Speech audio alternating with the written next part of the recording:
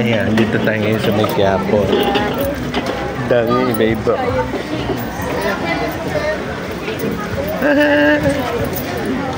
Sarap din yung lemon na.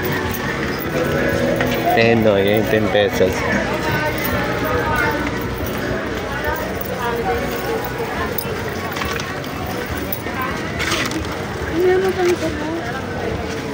Ayan.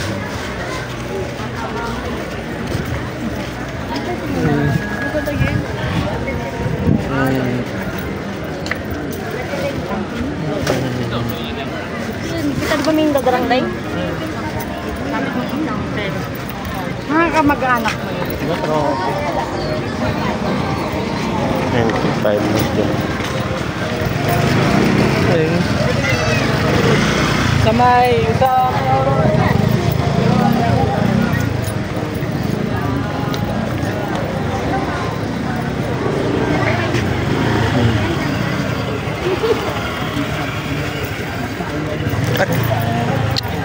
Kaya mo to? Sa pulo ba?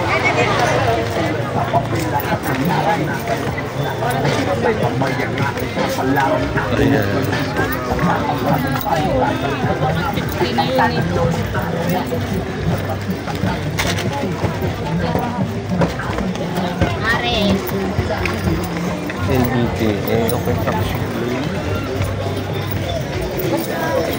Ako again. 20 pesos. 40 pesos. 35 na. Dahil rubber rice po ito kapag natuyo. Ginagamit na rin ito ng mga gumagawa ng sapatos sa Marikina. Lahat ng gumagamit ng pandikit na ito ay bumabalik at tinatanggal dahil sa ganyan.